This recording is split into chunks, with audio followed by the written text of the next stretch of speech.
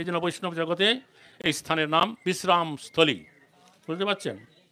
আর এই কুসুমাসব ছিলেন ব্রজলীলায়, কুসুমাসব না, শিখোলা বেচা শ্রীধর ব্রজলীলায় কুসুমাসব নামক কৃষ্ণের একটা সখা, বুঝতে পারছেন। দ্বাদশ গোপালের এক গোপাল, যার সাথে কৃষ্ণ অনেক হাস্য পরিহাস করতেন। এই গৌরলীলা তো সেই কুসুমাসব খোলা বেচা শ্রীধর রূপে এলেন মহাপ্রভু, তার সাথে অনেক হাস্য পরিহাস করে কথা কহিলেন। জয় নিতাই গৌর প্রেমানন্দ হরি বল।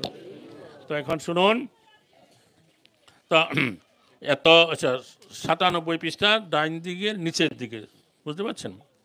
তা এত বলি নিত্যানন্দ প্রেমে গর গর চলিলেন দ্রুত শঙ্খ বণিকন করে। তো এই বলে নিত্যানন্দ প্রভু তিনি জীব গোস্বামীকে নিয়ে সেই চাঁদকাজি সমাধি পিছনে ফেলে তিনি এই শঙ্খ বণিক, বণিক চিনেন তো, বণিক শঙ্খ বণিক আছে, গন্ধ বণিক আছে, সুবর্ণ বণিক আছে, আরেকটা জিনিস আছে কংস বণিক, 4 রকমের বণিক আছে। তো এখানে নিত্যানন্দ প্রভু জীব গোস্বামীকে নিয়ে শঙ্খ বণিকের নগরে এসে উপনীত হইলেন। তথা গিয়া শ্রীজীবেরে বলেন অবচন, ওই দেখো সরডাঙ্গায় অপূর্ব দর্শন। সেই শঙ্খনগর গ্রামে গিয়ে তিনি জীব গোস্বামীকে বলছেন, ওই দেখো সরডাঙ্গা অপূর্ব দর্শন। তো শ্রী সরডাঙ্গা নাম অতি মনোহর, জগন্নাথ বৈশে তথা যথা লইয়া সবর। পূর্বে যবে রক্তবাহু দৌরাত্ম করিল, দৈতা সহিত প্রভু হেতায় আইল। শ্রী পুরুষোত্তম সম ওই ধাম হয়, নিত্য জগন্নাথ স্থিতি তথায় নিশ্চয়। বুঝতে পারলেন, সরডাঙ্গা গ্রাম দেখাইলেন। তো আগে গ্রামটার নাম ছিল সবরডাঙ্গা, তখন হইতে হইতে এখন হয়ে গেছে সরডাঙ্গা। এই জগন্নাথ মন্দিরের পূর্ব দিকে যে গ্রাম, ওইটার নামেই সরডাঙ্গা। তো এইখানে কি হলো, জগন্নাথ নিত্যকাল এখানে অবস্থান করেন। কোনো এক সময় জগন্নাথপুরীতে রক্তবাহু নামক একজন দৈত্য অনেক উৎপাত করেছিল। তখন জগন্নাথের যে সেবক দৈতাপতিরা জগন্নাথকে নিয়ে এখানে বসাইয়ে তার সেবা করেছিল, বোঝা গেল। কারণ জগন্নাথ মন্দিরের নিয়ম আছে, জগন্নাথের 2 ধরনের সেবক আছে। আর মানে বিদ্যাপতির 2 পত্নী ললিতা আর হচ্ছে মীনাক্ষী। মীনাক্ষী ব্রাহ্মণের কন্যা, ললিতা সবর কন্যা। যারা ব্রাহ্মণের কন্যার থেকে যাদের জন্ম হয়েছে তারা সারা বছর জগন্নাথের সেবা পূজা করেন। আর জগন্নাথ যখন এই সিংহাসন ছেড়ে বাইরে যাবে, তখন এই ললিতার বংশধর যারা হচ্ছে তাদেরকে বলা হয় দৈতাপতি, তারা সেবা প্রাপ্ত হয়ে যায়, বুঝতে পারছেন। আর এই দৈতাপতিরা জগন্নাথের ভোগ রান্না করে, বুঝতে পারছেন, রন্ধন কার্য করে, আনন্দবাজারে প্রসাদ বিক্রি করে। নিতাই গৌর প্রেমানন্দ হরি বল। তো সেই সবররা দৈতাপতিরা জগন্নাথকে নিয়ে এখানে এসে স্থাপনা করে তার সেবা করলেন এবং এখানে এক গ্রাম বসাইয়ে তারা সেখানে বাস করলেন। এই জন্য ওই গ্রামের নাম হলো সবরডাঙ্গা, কালক্রমে হয়ে গেছে এখন সরডাঙ্গা, বুঝে গেল, বহুকাল পূর্বের কথা।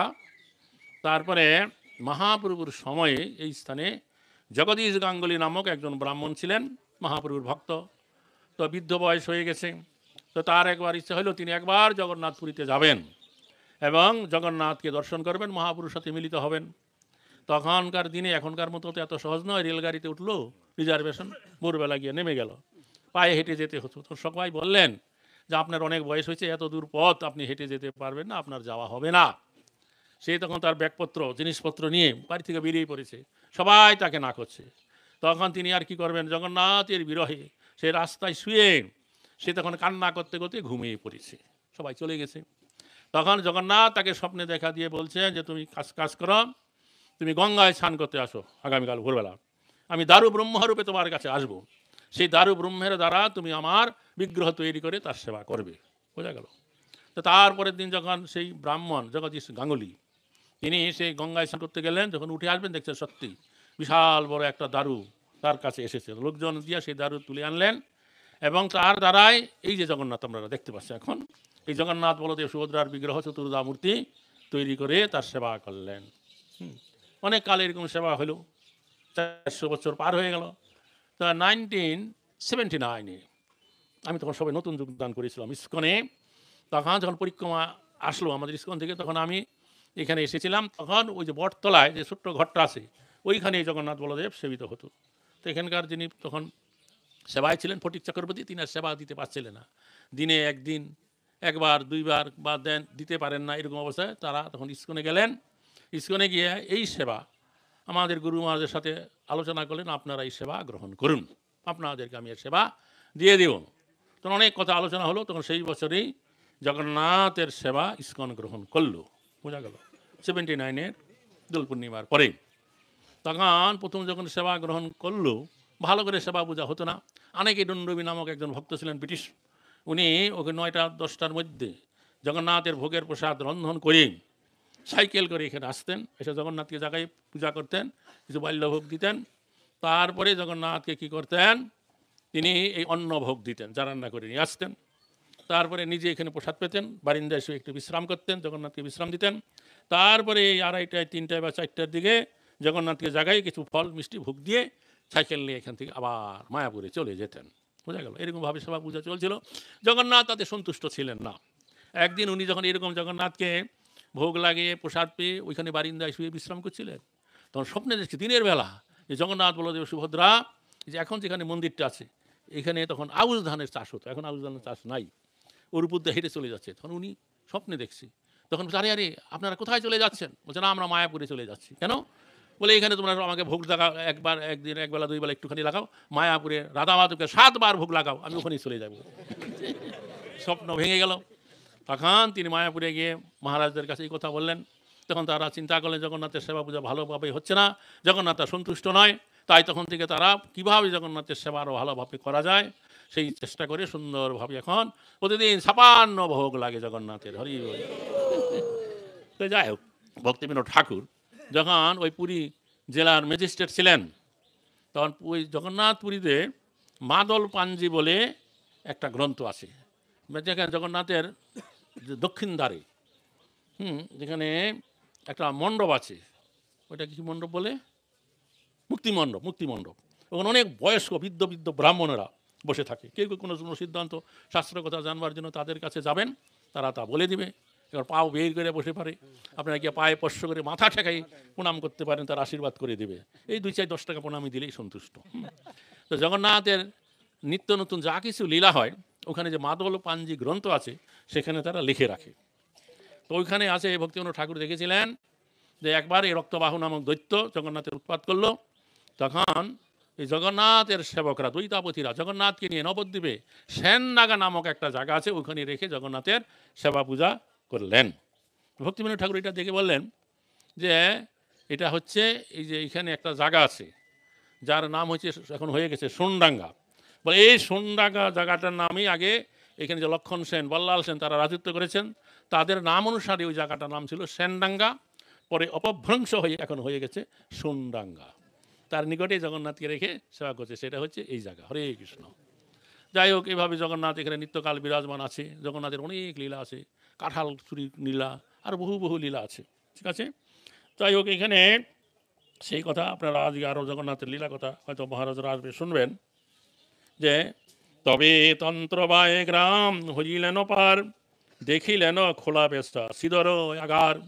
তারপর তন্ত্রবাই গ্রাম মানে তাঁতিপাড়া পার হয়ে এই সিদরঙ্গন, এই যে সিদরঙ্গন আপনারা এখন যেখানে বসে আছেন দেখলেন, প্রভু বলে এই স্থানে শ্রী গৌরাঙ্গ হরি কীর্তন বিশ্রাম করিল ভক্তে কৃপা করি। নিত্যানন্দ প্রভু বললেন এই স্থানে গৌরাঙ্গ মহাপ্রভু ভক্তকে কৃপা করে এখানে তিনি বিশ্রাম করলেন।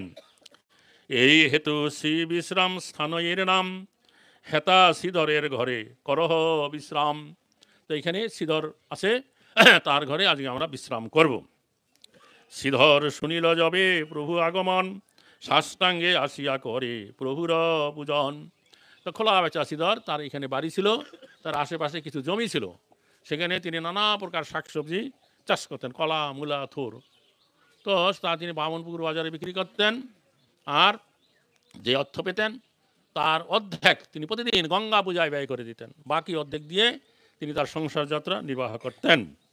তো সেই খোলা বেচা শ্রীধর এই বাড়ির আশেপাশেই জমিতে কাজ করছিলেন। যখন শুনলেন নিত্যানন্দ প্রভু তার গৃহে চলে এসছে, তাড়াতাড়ি তিনি কাজ ফেলে দৌড়ে এসে নিত্যানন্দ প্রভুকে একবারে সাষ্টাঙ্গে প্রণাম করলেন।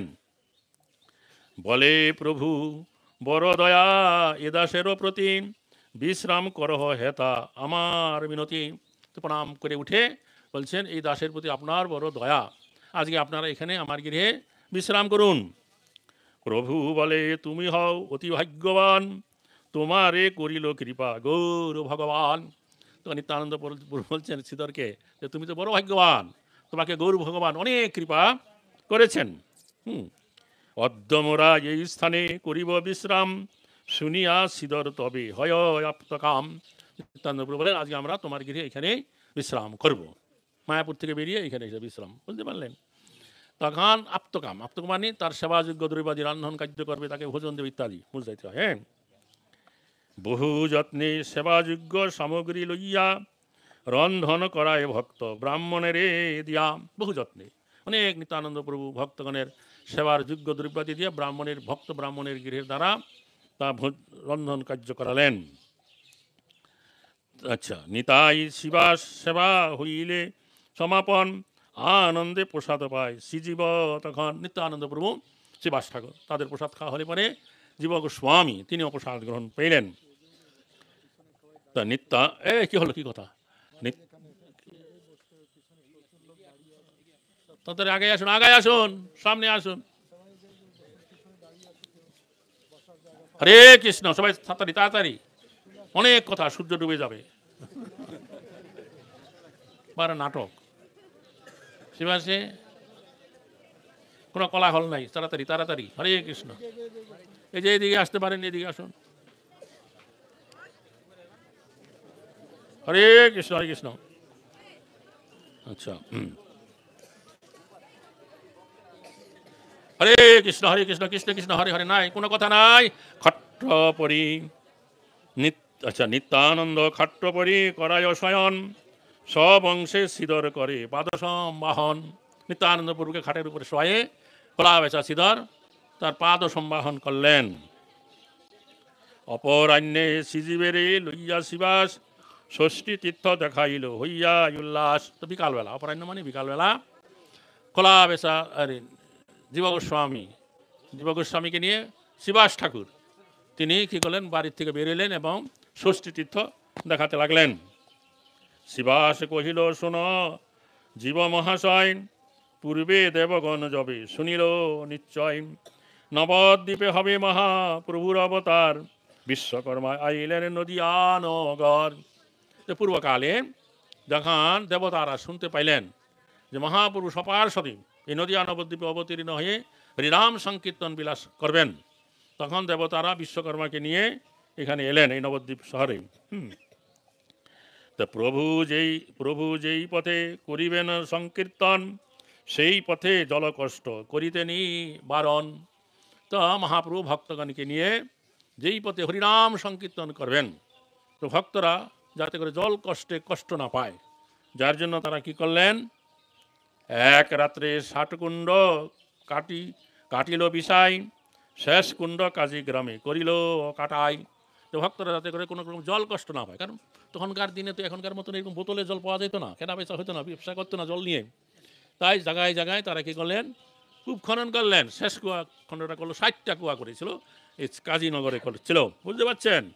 দুপুরবেলা আপনারা যেখানে ছিলেন দেখলেন। হ্যাঁ, তো শ্রীধরের কলা বাগান দেখিতে সুন্দর, ইহারও নিকটে এক দেখো সরোবর। এখনো এখানে কিন্তু অনেক কলা বাগান আছে, দেখছেন তো, তখনও ছিল এখনো আছে। আর এর নিকটে এক সরোবর দেখতে পাচ্ছ, এই যে আমরা যেখানে বসে আছি আপনারা সামনের দিকে, এই যে জায়গাটা নিচু জায়গা, এটাই হচ্ছে সেই সরোবর, বুঝতে পারছেন? এইখানে মহাপ্রভু লীলা হয়েছে। কি লীলা বলছি এখন। এই সরোবরে কভু করি জল খেলা, মহাপ্রভু লইলেন শ্রীধরেরও খোলা। এই সরোবরে মহাপ্রভু ভক্তগণকে নিয়ে জল কেলি করলেন, তারপরে খোলা বেচা শ্রীধরের কাছ থেকে খোলা সংগ্রহ করলেন। অদ্যাবধি মুসাথোর লইয়া শ্রীধর, শ্রী শশী মাতাকে দেয় উল্লাস অন্তর। যেই সময় নিত্যানন্দ জীব গোস্বামীকে নিয়ে এখানে এসেছিলেন নবদ্বীপ ধাম পরিক্রমা করতে, সেই সময় মহাপ্রভু নীলাচল ধামে ছিলেন, বুঝতে পারছেন? তাই নিত্যানন্দ প্রভু বলছেন, এখনও এই খোলা বেচা শ্রীধর থোর কলামূলা কী করেন, সচী মাতাকে আনন্দে প্রদান করেন। ইহার নিকটে ময়া মারি নামক স্থান, দেখো শ্রীজীব আজও আছে বিদ্যমান। বলে এর নিকটে, এই যে এখান থেকে দক্ষিণ পূর্ব কোণার দিকে ময়ামারি নামক একটা মাঠ আছে, বুঝতে পারছেন? কারণটা কি? পৌরাণিক কথা এক করহ শ্রবণ, তীর্থযাত্রা বলদেব করিল যখন, নবদ্বীপে আসি যাবে করিল বিশ্রাম, বিপ্রগণ জানাইল ময়াসুর নাম। ময়াসুরাই উপদ্রব শুনি হলধর, মহাবেগে ধরে তারে মাঠের ভিতর, মহাযুদ্ধ কইল দৈত্য বলদেব সাত, অবশেষে রাম তারে করিল নিপাত। সেই অবধি ময়ামারি রাম খ্যাত হইল, বহু কালো কথায় আজ তোমারে কহিল। এটা শ্রীবাস ঠাকুর বলছেন যে এক সময় বলরাম যখন তীর্থযাত্রা করতে বেরিয়েছিলেন, কোন সময় জানেন? যেই সময় কুরুক্ষেত্র যুদ্ধ আরম্ভ হবে, কৌরব এবং পাণ্ডবরা যুদ্ধ করবে, তখন বলরাম ঠিক করলেন যে আমি যদি এখনো দ্বারকাতে থাকি, তাইলে এই কৌরবরা পাণ্ডবরা উভয় পক্ষে আসবে আমার কাছে যে দাউজি আপনি আমাদের সঙ্গে যুদ্ধ করুন, আমাদের সহায়তা করুন। তো এই যুদ্ধ ভাই ভাইয়ের মাঝে হচ্ছে, কাজে আমি কোনো পক্ষেই যুদ্ধ করব না, আর আমি যদি এই দ্বারকায় থাকি তাহলে আর আমাকে সে বিরক্ত করবে। বুঝছে, এখন আমি তীর্থযাত্রা করতে বেরিয়ে পড়ি। এই বলে তিনি তীর্থযাত্রায় বেরিয়ে পড়লেন। অনেক যাদবেরা তার সঙ্গী হলেন। তো বহু তীর্থ ভ্রমণ করতে করতে তিনি যখন নবদ্বীপ ধামে এলেন, এই নবদ্বীপ ধামের এই সীমান্ত দ্বীপের একেবারে উত্তর প্রান্তে, এই যে স্থানটা কিন্তু অন্তর্দ্বীপ, জগন্নাথ মন্দিরটা সীমান্ত দ্বীপ, বুঝতে পারছেন? তো তখন সেই রুক্কুণপুর গ্রামে যখন এলেন, তখন সেখানে কোলা নামক একটা অসুর ছিল, কোলাসুর, বুঝতে পারছেন? সে নানা রকম উৎপাত করতো। তখন সেখানকার ব্রাহ্মণেরা এই বলরামের কাছে বললো, আপনি এখানে এসেছেন, খুব ভালো করছেন, আমাদের কোলা নামক এখানে একটা অসুর আছে, সে সবসময় আমাদেরকে কি করে উৎপাত করে, ধর্মকর্ম যজ্ঞ তপস্যা কিছু করতে দেয় না, আপনি তাকে দমন করুন। তখন বলরামের সাথে সে কোলাসুরের গদা নিয়ে যুদ্ধ হলো। গদা যুদ্ধ করতে করতে বলরাম সেই কোলাসুরকে একেবারে তার মাথা এমন আঘাত করলেন, চূর্ণ বিচূর্ণ হয়ে মারা গেল। হরে কৃষ্ণ। এভাবে কোলাসুর শেষ হলো। তো নবদ্বীপ ধাম মাহাত্ম্য গ্রন্থ ভক্তিবিনোদ ঠাকুর তিনখানা লিখেছেন। একটা হচ্ছে পরিক্রমা খণ্ড, আর একটা প্রমাণ খণ্ড, আর একটা হচ্ছে ভাব তরঙ্গ, বুঝতে পারছেন? অর্থাৎ এই যে বাংলা পয়ার সন্দেহে তিনি এই যে ধাম পরিক্রমা গ্রন্থ লিখেছেন, এটা শুনে কারো মনে সন্দেহ হতে পারে যে ভক্তিবিনোদ ঠাকুর এগুলো কথা লিখছে, কোথায় আছে সেগুলা, কোন পুরাণে কোথায় আছে? সেই প্রমাণ খণ্ডে তো আছে। সেই প্রমাণ খণ্ডে আছে এই যে কোলাসুরটাকে বলরাম বধ করলো। এই কোলাসুরটা পূর্ব জীবনে নবদ্বীপ অধিপতি, মানে নবদ্বীপ মণ্ডলের রাজা ছিল, বোঝা গেল? তো ভালোভাবে প্রজাপালন রাজ্য শাসন করছিল। তার ভিতরে একটা দোষ ছিল, লোমহর্ষ নামক যে মুনি ছিল, তার দেহটা খুব কুরূপ ছিল, ভালো রূপ ছিল না। তাকে যখন দেখতো এই রাজা, তখন একেবারে দন্ত বিকশিত করে হাসতো, বুঝতে পারলেন?